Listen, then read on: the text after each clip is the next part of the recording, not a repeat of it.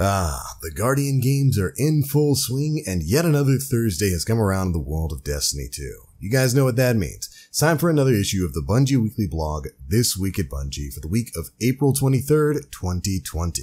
This is actually going to be a pretty interesting issue. Bungie covers a lot of really important topics, ranging from trials, both performance and reward structure, the way things are set up now, and what they're looking to change in future seasons. We've got a nice little section talking a bit about anti-cheat efforts in Destiny 2 and how Bungie has been addressing those and what they're going to be doing moving forward. We learn a bit more about some upcoming Twitch Prime rewards. We've got a new Ghost Shell coming out to everybody who owns the Season Pass. And even more. There was plenty of stuff to talk about in this week's Swab, and it begins by us hearing from Bungie's production director, Justin Truman, who'd like to take the time to talk about the current state of the game and Bungie's plans going forward. So that's where we're going to be starting things out. Here's what he had to say. Hey everyone. If you're like me, you're playing a lot more video games now than you did last month. In these uncertain times, we want Destiny to be a satisfying escape rather than a frustrating grind.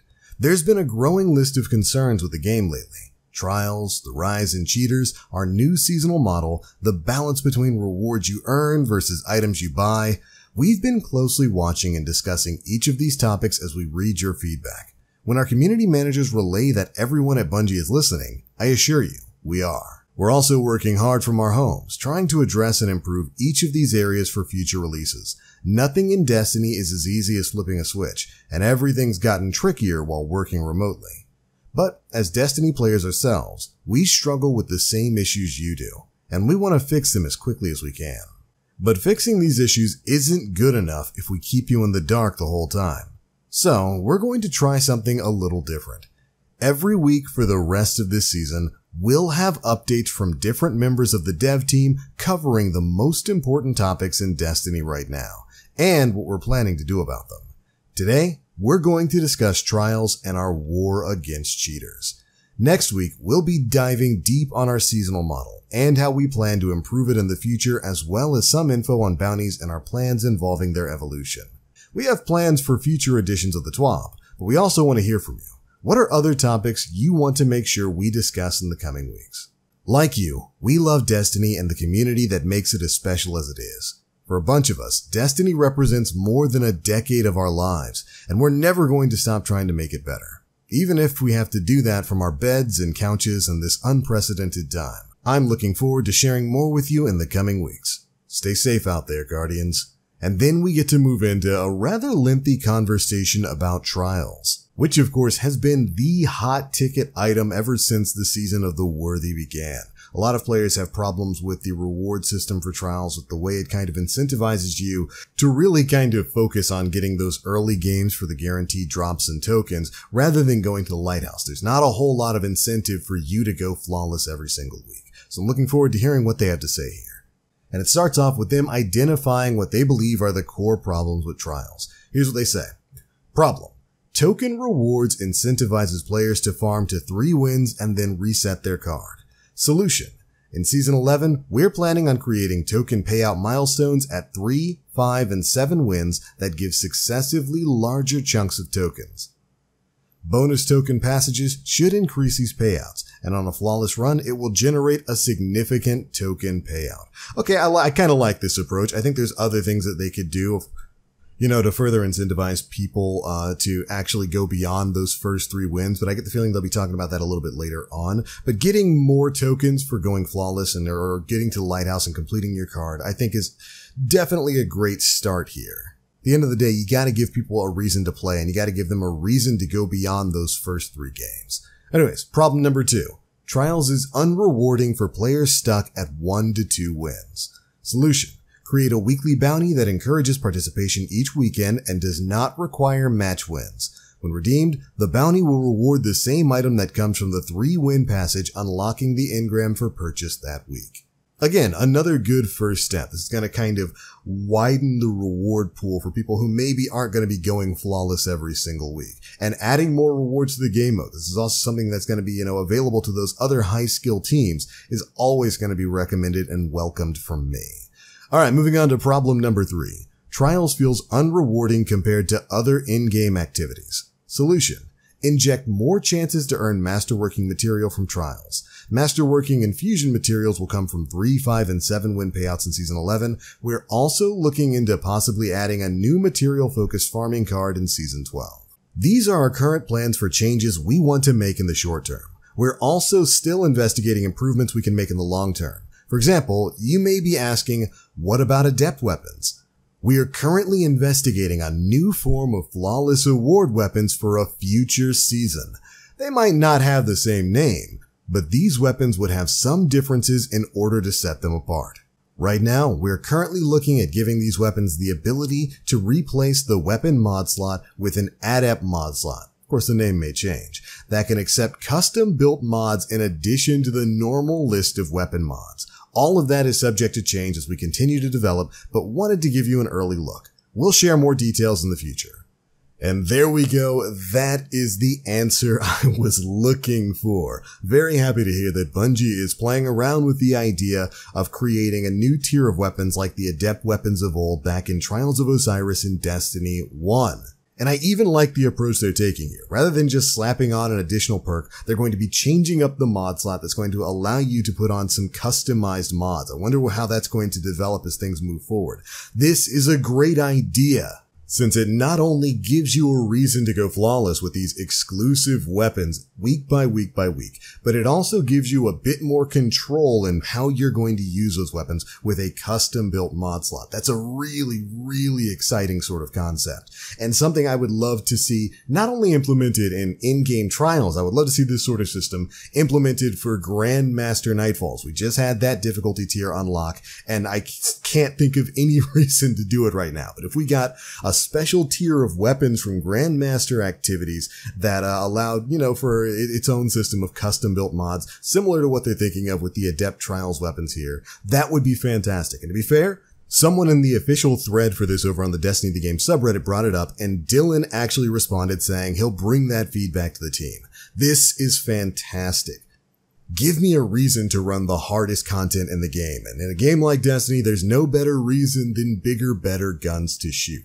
So yes to the adept weapons coming to Trials, can't wait to see how this is going to develop, but I want to see it added into Grandmaster Nightfalls, and I want to see a system similar to this for weapons that drop in raids. Could you imagine we get this kind of system with raid weapons, something to make them a little bit more special? They'll have their own special set of custom-built mods for PvE that you can put in there. Sky's the limit with a system like this. Very happy to hear about Bungie's potential changes with that. But moving on from there, the other big thing they wanted to talk about in this week's swap is of course cheating, which is a rampant problem, especially on the PC platform. And while I won't spend too much time in this section, because we all know what the cheating is like in Destiny, we've got aimbots, people who see through walls, people who are instantly, constantly, unendingly flying around firing an automatic auto-tracking Whisper of the Worm or Wardcliff coil. We've seen the clips out there. Well, thankfully, Bungie has been taking some pretty strict action against that kind of activity. And thankfully, Bungie is going to be ramping up their action against in-game cheating. They gave us a little section talking a bit about what they're planning to do in the coming weeks to stem the tide of cheaters. It includes things like expanding their analyst and banhammer teams, changing a key policy which would start to ban fireteam members of cheaters. So maybe you join up with a trials group and one person is cheating. Well, you might want to get out of that fireteam. I could see that being a bit of a problem. And in my opinion, the biggest change, they're considering requiring a much higher player time investment before you get access to trials. And in this section, they bandy about a couple of options. Of course, nothing here is solid yet, but stuff like, what if you had to have 100 hours total on your account before you gained access to trials? Which, of course, is to cut down on the number of people who get banned, then go create a new Smurf account, and then after a couple of hours of getting leveled up, they're boom, right back in the middle of trials. That is, of course, an extreme suggestion, and they're probably not going to go with that, but I could see them maybe putting in like a 20-hour requirement before you get access to trials or something like that. Again, just to deter people from going and making those Smurf accounts and jumping right back into the game. But they also bring up something equally important, and that is the notion of trials being a free-to-play activity rather than being tied to the season pass. Here's what they have to say. We're also reevaluating some of our decisions along the way. For example, we may have made a mistake in not having trials behind the season pass paywall, which would have created more friction against free account recycling cheaters. We won't change this for Season of the Worthy, but we'll reevaluate across requirements in future seasons. At its best, Trials is a fountain of nail-biting space combat crescendos, and it's something you can't find anywhere else. We want that experience to be available to as many people as possible, but if we're forced to choose, we will choose for Trials to be a sacred space, even if that means fewer people can play. And that, of course, was actually a major point of conversation before the Season of the Worthy drop, before we officially learned that Trials was coming back, and we had no idea whether or not it was going to be a part of the Season Pass, like, in-game content is, or if it was just going to be a free-to-play option like it is right now. And I'll freely admit, I don't really know what Bungie should do here with that. I love the notion of Trials being open to everybody who owns Destiny 2, which is basically anybody since the game is free to play now, but I also recognize the importance of putting up that paywall, in particular to prevent cheaters from getting instant access to things like this.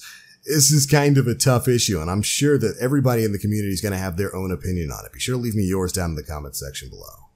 But at the end of the day, I'm very happy that Bungie is having these conversations internally, and I'm even happier that they're addressing it here with the community. I cannot wait to learn more about what they're going to be doing to both make Trials a more worthwhile game mode to run, and to make the game a little bit more fair all around by stamping out cheaters in the weeks to come. Good stuff. This is the kind of transparency I like to see, Bungie.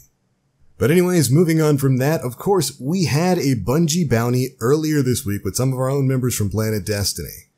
It's all a part of the Guardian's Heart Charity Initiative, where Bungie is raising funds to help relief efforts amidst the COVID-19 pandemic. Well, that initiative is meant to last for a full month, so we've got quite a few more bounties going on until the end. And so if you want to take part in that fun, we've got a nice list of all the Bungie bounties that are going to be going on starting on April 23rd and going until April 30th. And I've got that list up on the screen right now. There's a lot of friendly faces in there, so make sure you tune in. In particular, I want you guys to go on the 30th and take down Mr. Ares. And when you do, tell him TBL sent you.